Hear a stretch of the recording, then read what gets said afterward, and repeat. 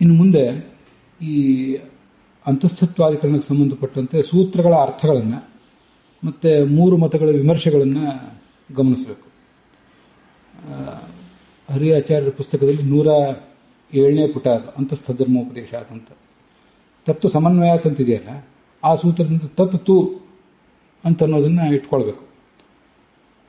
ಅಂತಹ ಅಂದ್ರೆ ಅಂತಹ ಎಂಬ ಶಬ್ದಕ್ಕೇನೆ ಅಂತಃ ಪ್ರವಿಷ್ಟಂ ಕರ್ತಾರಮೀಶಂ ಅಂತೇನು ತೈತ್ರಿಯ ಶ್ರುತಿ ಇದೆ, ಅದರಲ್ಲಿ ಅಂತಸ್ಥ ಎಂಬುದಾಗಿ ಹೇಳಲ್ಪಟ್ಟವನು ಯಾರು ಅಂದ್ರೆ ತತ್ತು ಅಂತ ಆ ತತ್ವ ಸಮನ್ವಯಾತನ ಸೂತ್ರದಿಂದ ಇಟ್ಕೊಂಡಂತ ಬ್ರಹ್ಮನನ್ನು ತಿಳ್ಕೋಬೇಕು. ತತ್ತು ಅಂದ್ರೆ ಅವನೇ ಆಗಿದ್ದಾನೆ. ಯಾಕೆಂದ್ರೆ ತದ್ಧರ್ಮೋಪದೇಶ, ತತ್ ಆ ಬ್ರಹ್ಮನ ಧರ್ಮ ಅಂದ್ರೆ ಸಮುದ್ರಸ್ಥತ್ವಾದಿ ಅಸಾಧಾರಣ ಧರ್ಮಗಳನ್ನು ಉಪದೇಶಿಸಿರುವುದರಿಂದ. ಅದೆಲ್ಲಿ ಉಪದೇಶ ಮಾಡಿದ್ದಾರೆ ಅಂದ್ರೆ ಅಂತಃಸಮುದ್ರೆ ಕವಯೋ ವದಂತಿ ಇತ್ಯಾದಿ ಕಡೆಗಳಲ್ಲಿ ಅದನ್ನು ಹೇಳಿದ್ದಾರೆ ಅಂತ ಅದರ ತಾತ್ಪರ್ಯ. ಮುಂದೆ ಭೇದ ವ್ಯಪದೇಶಾಚ ಅನ್ಯ ಅಂತ ಸೂತ್ರ, ಅಲ್ಲಿಯೂ ಕೂಡ ತತ್ ಎಂಬುದನ್ನ ಈ ಹಿಂದಿನ ಸೂತ್ರದಿಂದ ಇಲ್ಲಿಯೂ ಕೂಡ ಅನುವೃತ್ತ ಮಾಡ್ಕೋಬೇಕು. ಭೇದ ವ್ಯಪದೇಶ ಚ ಅಂತಿದೆಯಲ್ಲ, ಚ ಅನ್ನೋದು ಸಮುಚ್ಚಯ ಅನ್ನೋ ಅರ್ಥವನ್ನು ಹೇಳ್ತದೆ. ಅಂತಸ್ಥತ್ವವನ್ನು ಹೇಳಿದ್ದಾರೆ, ಭೇದವನ್ನು ಹೇಳಿದ್ದಾರೆ ಅಂತ. ಅದೇ ಸಮುಚ್ಚಯ ಏನು ಅಂತ ಮುಂದೆ ಅವರೇ ತೋರಿಸಿದ್ದಾರೆ. ವಿಷ್ಣು ಅಂತಸ್ಥನಾದವನು ಮಾತ್ರ ಅಲ್ಲ, ಭೇದ ವ್ಯಪದೇಶ ಇಂದ್ರಸ್ಯಾತ್ಮಾನಂ ಎಂಬಲ್ಲಿ ಇಂದ್ರಾದಿಗಳ ಅಂತರ್ಯಾಮಿ ಎಂಬುದಾಗಿ ಭೇದಕ ಧರ್ಮವನ್ನು ಕೂಡ ಪ್ರತಿಪಾದನೆ ಮಾಡಿದ್ದಾರೆ. ಆದ್ದರಿಂದ ಅವನು ಸಹ ಆ ವಿಷ್ಣುವು ಅನ್ಯ ಇಂದ್ರಾದಿಗಳಿಗಿಂತ ಭಿನ್ನನಾಗಿದ್ದಾನೆ ಅಂತ ಅದರ ತಾತ್ಪರ್ಯ. ನೋಡಿ, ತತ್ಶಬ್ದವನ್ನು ಅನುವೃತ್ತಿ ಮಾಡ್ಕೊಳ್ಬೇಕು ಅಂತ ಬಂತಲ್ಲ.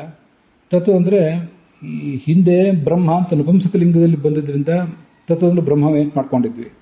ಇಲ್ಲಿ ತತ್ಶಬ್ದವನ್ನು ಲಿಂಗ ಬದಲಾಯಿಸಿಕೊಂಡು ಪುಲ್ಲಿಂಗದಲ್ಲಿ ಮಾಡ್ಕೋಬೇಕು.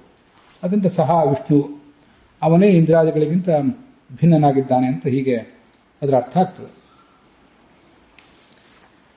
ಅದನ್ನೇ ಮುಂದೆ ಸಂಸ್ಕೃತ ವಾಕ್ಯದಲ್ಲೂ ಕೂಡ ಅವರು ಬರೆದಿದ್ದಾರೆ. ಇದಿಷ್ಟು ಸೂತ್ರಗಳ ಅರ್ಥ. ಅಂತಃ ಪ್ರವಿಷ್ಟಂ ಕರ್ತಾರಮೀಶಂ ಅಂತನಲ್ಲಿ ಪ್ರವಿಷ್ಟ ಅಂತ ಹೇಳಿದ್ದಾರೆ. ಪ್ರವಿಷ್ಟ ಅಂದ್ರೆ ಪ್ರವೇಶ ಮಾಡಿದವನು, ಅದರಿಂದ ಹಿಂದೆ ಇರಲಿಲ್ಲ, ಈಗ ನೂತನವಾಗಿ ಪ್ರವೇಶ ಮಾಡಿದವನು ಅಂತ ಅರ್ಥ ಆಗ್ತದೆ ಅಂತ ಹೀಗೆ ಒಂದು ಜಿಜ್ಞಾಸೆ ಬರಬಹುದು. ಅಂತಸ್ಥ ಅಂದ್ರೆ ಒಳಗಿರುವವನು ಅಂತ ಅರ್ಥ.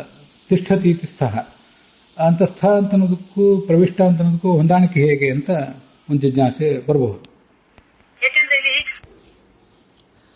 ಈ ಪ್ರಶ್ನಕ್ಕೆ ನಾವು ಹೀಗೆ ಉತ್ತರ ತಿಳ್ಕೋಬೇಕು. ಭಗವಂತನ ರೂಪಗಳು ಅಲ್ಲಿ ಎಲ್ಲಾ ರೂಪಗಳು ಎಲ್ಲಾ ಕಾಲದಲ್ಲಿಯೂ ಕೂಡ ಇದ್ದೇ ಇವೆ. ಆದರೆ ಒಂದೊಂದು ರೂಪ ನಮಗೆ ಒಂದೊಂದು ಕಾಲದಲ್ಲಿ ವ್ಯಕ್ತ ಆಗ್ತದೆ ಅಂತ. ಹೀಗೆ ಒಂದು ರೂಪದಿಂದ ಇರ್ತಾನೆ, ಇನ್ನೊಂದು ರೂಪದಿಂದ ಆವಾಗ ಹುಟ್ಟುತ್ತಾನೆ ಅಂದ್ರೆ ಆ ಇನ್ನೊಂದು ರೂಪದಿಂದ ವ್ಯಕ್ತ ಆಗ್ತಾನೆ ಅಂತ ಅರ್ಥ. ರಾಮಕೃಷ್ಣ ಇತ್ಯಾದಿ ರೂಪಗಳು ಕೂಡ ಎಲ್ಲವೂ ಕೂಡ ವ್ಯಕ್ತ ಆಗ್ತವೆ ಅಂತಾನೆ ಅದರ ತಾತ್ಪರ್ಯ. ಈ ಛಾಂದೋಗ್ಯ ಉಪನಿಷತ್ತಿನಲ್ಲಿ ಅಭೂತ್ ಭವಿಷ್ಯತಿ ಭವತ್ಯೇವಮಾದಿ ಪದಾನಿತು ನಿತ್ಯ ಭಾವಾಭಿಧಾಯಿನಿ ಅಂತ ಒಂದು ಶಬ್ದ ನಿರ್ಣಯವನ್ನು ಯಾವುದನ್ನು ಆಚಾರ್ಯ ಉದ್ಧರಿಸ್ತಾರೆ. ಅಭೂತ್ ಇದ್ದ, ಭವಿಷ್ಯತಿ ಮುಂದೆ ಇರ್ತಾನೆ, ಭವತಿ ಈಗ ಇದ್ದಾನೆ, ಏವಮಾದಿ ಪದಾನಿ. ನೋಡಿ, ಮೂರು ಲಿಂಗಗಳನ್ನು ಅಲ್ಲಿ ಹೇಳಿದ್ದಾರೆ. ಈ ಮೂರು ಲಿಂಗ ಅಲ್ಲ, ಮೂರು ಕಾಲಗಳನ್ನು ಕೂಡ ಹೇಳಿದ್ದಾರೆ.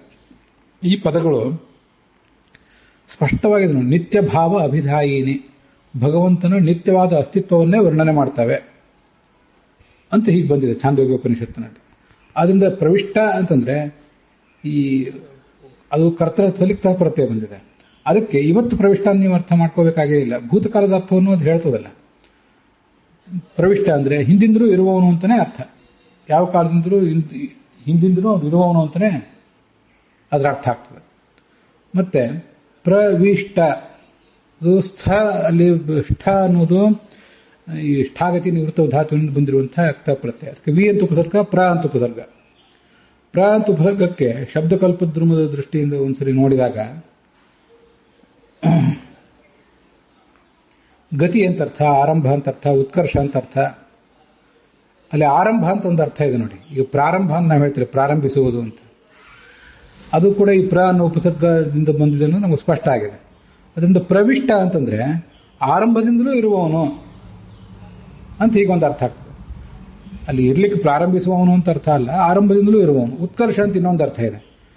ಪ್ರ ಮತ್ತು ವಿ ಅಂತ ಉತ್ಕರ್ಷ ಅನ್ನುವ ಅರ್ಥ ಇರುವ ಎರಡು ಉಪಸರ್ಗಗಳನ್ನು ಪ್ರಯೋಗ ಮಾಡಿದ್ದಾರೆ. ಅಲ್ಲಿ ಮತ್ತೊಂದು ಅರ್ಥ ಇದೆ ಸರ್ವತೋಭಾವ ಅಂತ. ಇದು ಉಪಸರ್ಗಗಳಿಗೆ ಅನೇಕ ಅರ್ಥಗಳಿರ್ತವೆ ಅಂತ ಬಂದಿದೆಯಲ್ಲ, ಆದ್ದರಿಂದ ಸರ್ವತೋಭಾವ, ಎಲ್ಲ ಕಾಲದಲ್ಲೂ ಎಲ್ಲ ದೇಶದಲ್ಲೂ ಇರುವವನು. ಸರ್ವತಃ ಅಂತ ಏನರ್ಥ? ಎಲ್ಲ ದೃಷ್ಟಿಯಿಂದಲೂ ಇರುವವನು ಅಂತ ಅರ್ಥ. ಇದನ್ನು ಕೂಡ ನಾವಿಲ್ಲಿ ಬಳಸ್ಕೋಬಹುದು. ಇನ್ನೊಂದು ಪ್ರಾಥಮ್ಯ ಅಂತ ಅರ್ಥ ಇದೆ. ಇದರಲ್ಲಂತೂ ತುಂಬ ಸ್ಪಷ್ಟವಾಗೇ ಇದೆ. ಮೊದಲು ಇದ್ದವನು ಅಂತ. ಮೊದಲು ಇದ್ದವನು ಅಂದರೆ ಮೊದಲಿನಿಂದಲೂ ಇದ್ದವನು ಅಂತಲೇ ಅರ್ಥ. ಈಗ ನಮಗೆ ಮೊದಲು ಅಂತಂದ್ರೆ ಆ ಕ್ಲಾಸಿನಲ್ಲಿ ಮೊದಲು ನಾವು ಅರ್ಥ ಮಾಡ್ಕೋತೀವಿ. ಸಮಸ್ತ ಪ್ರಪಂಚಕ್ಕಿಂತ ಮೊದಲು ನಾವು ಅಂತ ಅರ್ಥ ಮಾಡ್ಕೊಳ್ಳೋದಿಲ್ಲ. ಭಗವಂತನನ್ನು ಮೊದಲು ಅಂತ ಹೇಳಬೇಕಾದ್ರೆ ಅವನು ಚತುರ್ಮುಖಾದಿಗಳಿಗಿಂತಲೂ ಮೊದಲು, ಲಕ್ಷ್ಮಿಗಿಂತಲೂ ಮೊದಲು ಅಂತಲೇ ಅರ್ಥ ಮಾಡಬೇಕಲ್ಲ. ಹೀಗೆ ಆ ಪ್ರ ಅನ್ನೋ ಉಪಸರ್ಗದಿಂದಲೇ ಅವನು ಮೊದಲಿಂದಲೂ ಇದ್ದ ಅನ್ನೋ ಅರ್ಥವೇ ಬರ್ತದೆ. ಪ್ರತನ ಅಂತ ಕೆಲವು ಶಬ್ದಗಳಿವೆ. ಪ್ರತನ ಅಂದ್ರೆ ಈ ಪ್ರಾಚೀನ ಅಂದ್ರೆ ಏನು ಅರ್ಥವೋ, ಪ್ರತನ ಅಂದ್ರೂ ಅದೇ ಅರ್ಥ. ಪ್ರತನ ಅಂದ್ರೆ ಓಲ್ಡ್ ಅಂತಾನೆ ಅರ್ಥ. ಪ್ರತನ ಅಂತ ಅನ್ನೋದಕ್ಕೂ ಪ್ರ ಅಂತ ಅನ್ನೋದಕ್ಕೂ ಒಂದೇ ಅರ್ಥ. ಹೀಗೆ ಅನೇಕ ಶಬ್ದಗಳು ಅಲ್ಲಿ ಕೇಳಿ ಬರ್ತವೆ. ಪುರಾತನ, ಪ್ರತನ ಅಂತ ಅನ್ನೋದಕ್ಕೆ ಪುರಾತನ. ಆ ಪ್ರತನ ಇದನ್ನು ನೀವು ಇನ್ನೂ ವಿಸ್ತಾರವಾಗಿ ತಿಳ್ಕೋಬೇಕು ಅಂದ್ರೆ, ಪ್ರತನ ಅಂತ ಅನ್ನೋ ಶಬ್ದ ಏನನ್ನು ಹೇಳ್ತದೋ ಅದನ್ನು ಪುರ ಅನ್ನೋ ಶಬ್ದವೇ ಸಂಕ್ಷಿಪ್ತವಾಗಿ ಹೇಳ್ತದೆ. ನಾವೀಗ ಆನಂದತ್ವಾದ ಅನಾಮಾಸವು ಅಂತಿದೆಯಲ್ಲ, ಉತ್ಕೃಷ್ಟತ್ವಾದ ಉನಾಮಕ ಅಂತ ಭಾಗವತ ತಾತ್ಪರ್ಯ ಮುಂದೊಂದು ಕಡೆ ಎಲ್ಲೋ ಬರ್ತದೆ. ಅದನ್ನು ಮೊದಲೇ ನಾನು ಕೋಟ್ ಮಾಡಿದ್ದೆ. ಭಗವಂತ ಉತ್ಕೃಷ್ಟ ಆದ್ದರಿಂದ ಅವನನ್ನು ಹೂ ಅನ್ಬೇಕು. ಹೂ ಅನ್ನುವ ಸಂಕ್ಷಿಪ್ತ ಶಬ್ದವೇ ಉತ್ಕೃಷ್ಟ ಅನ್ನೋದನ್ನು ಹೇಳ್ತದೆ. ಉತ್ಕೃಷ್ಟ ಅಂತ ಮೂರು ಶಬ್ದಗಳನ್ನು ಹೇಳಿದ್ರೂ ಸರಿಯೇ, ಹೇಳದೇ ಇದ್ರೂ ಸರಿಯೇ, ಹೂ ಅನ್ನೋ ಶಬ್ದಕ್ಕೆ ಅರ್ಥ ಇದೆ. ಆನಂದ ಅನ್ನೋ ಶಬ್ದಕ್ಕೂ ಕೂಡ ಆನಂದ ಅಂತ ಅರ್ಥ ಇದೆ. ಅಂದ್ರೂ ಆನಂದ ಅಂತ ಅರ್ಥ. ಆನಂದತ್ವಾತ್ ಅನಾಮಾಸವು. ಹಾಗೆ ಪ್ರತನ ಅಂತ ಅನ್ನೋದ್ರಿಂದ ಪ್ರಾಚೀನ ಕಾಲದವನು ಅಂತ ಹೇಗೆ ಅರ್ಥ ಬರ್ತದೆ, ಅದು ಪ್ರ ಅನ್ನೋ ಉಪಸರ್ಗದಿಂದಲೂ ಅದು ಬಂದೇ ಬರ್ತದೆ ಅಂತ. ಹೀಗೆ ಅದನ್ನು ಕೂಡ ನಾವಿಲ್ಲಿ ತಿಳ್ಕೊಳ್ಬಹುದು. ಅಲ್ಲಿಗೆ ಈ ಭಾಗ ಸಮಾಪ್ತ ಆಗಿದೆ.